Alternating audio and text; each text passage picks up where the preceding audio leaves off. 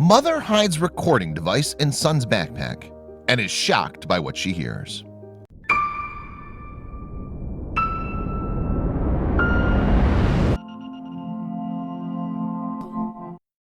Camden Davis's mother, Milissa Davis, wasn't sure what to do after her son's behavior took a turn for the worse. She reached out to her son's school to see if they knew why his attitude had changed, but no one she spoke to seemed to care. Then she decided to do a little investigating of her own, and what she uncovered left her stunned. Milissa Davis from Baton Rouge, Louisiana, was a married mother of 3 young boys. She loved her job because she got to work with mini horses that are trained to be therapy animals. But she had one family member who kept her very busy. Her then 12-year-old son, Camden, was autistic, so he kept her really busy. Naturally, she was very protective, so when he began to behave oddly, she started checking to see what was wrong. And the first thing that came to her mind was his situation at school. Could his teachers be stressing him out? Davis considered herself lucky because Camden got into the Greater Baton Rouge Hope Academy. Inclusion, encouragement, positive relationships, and recognition of student accomplishments were part of the school's motto, so she assumed her special needs son would be safe there. But she was mistaken. The academy prided itself on their ability to teach students who had learning disabilities like autism, Asperger's syndrome, ADHD, Down syndrome, cognitive disabilities, and dyslexia. But something had gone terribly wrong with their capabilities to teach their students. Davis noticed unusual changes in Camden's attitude a few months into the school year. He was more anxious and aggressive than usual, and he started wetting the bed, which was something he'd stopped doing when he was 3. So she decided to talk to him about it. When she asked her son if anything was wrong, he wouldn't tell her, but she got the distinct impression that he was keeping something from her. And as a mom, she wasn't about to give up on him that easily, so she turned to the school for help. Davis suspected that her son's odd behavior had something to do with his new school, so she paid Hope Academy a visit and tried speaking with school officials, including the principal. But the school wasn't very accommodating, so she decided to take a different approach. Davis stuck a tape recorder inside Camden's backpack and sent him on his way one morning. She was hoping that the device would give her some clue as to what was really going on at school, but she had no idea that her heart would sink once she heard what was on the recorder. She realized that her measures were a bit desperate, but since the school didn't want to help her, she didn't have any other choice. As soon as Camden came home, she was eager to hear what was on the recording, but curiosity turned to concern and then outrage. After she heard what was on the tape, she started shaking profusely. Davis had made the assumption that students were bullying her son, which is sadly not an uncommon occurrence in schools these days. It turns out that she was only half right. Camden was being bullied, but not by the students. The recording showed that it was the adults at the school who were making fun of the way students spoke. And as if mocking wasn't bad enough, a teacher and teacher's aide told Camden that someone like him would never make it in public schools. In that moment, Davis felt like she was about to explode.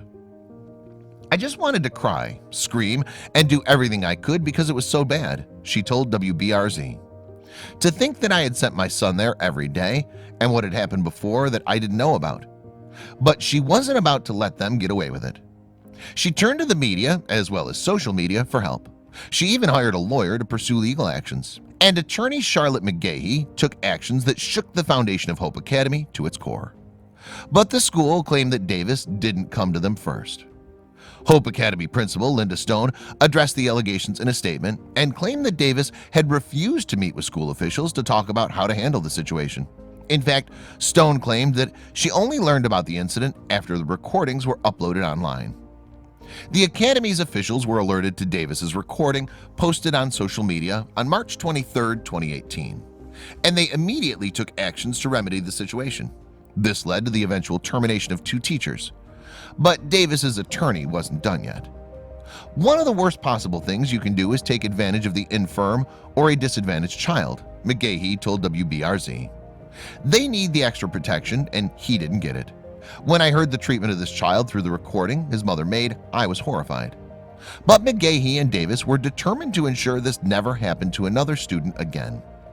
Davis shared the audio clips in the hopes of alerting other parents to be on the lookout for similar warning signs in their special needs children that might indicate a similar situation. and the school board's president assured everyone that things would change. Board President Brandon Black sat down with parents to discuss ways they plan to prevent what happened to Camden from ever happening again. Some of the ideas discussed included finding money in the budget to add cameras in the school, but this wasn't enough to tame one father's anger. Aiden Reynolds, whose son is autistic, was stunned by Davis's recording. "The father in me was outraged, profoundly disappointed," Reynolds told WBRZ. "I was angry. The lawyer in me was, how did they let this happen? How are they screening these teachers? Are they providing them with any support or sensitivity training?" Some of the items that President Black discussed with parents included sensitivity training for the teachers at Hope Academy, as well as running more extensive background checks, while the school continued doing some much-needed damage control. Meanwhile, Hope Academy tried doing some damage control. Over these many years, Hope Academy has built a strong reputation for competently serving the educational needs of the special needs community.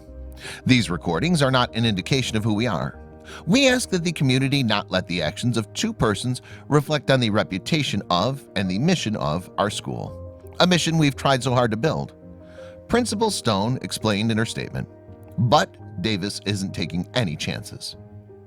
If they're special needs, look at the situation as to why your child is acting that way, because no child deserves to go through what my child did, Davis told WBRZ.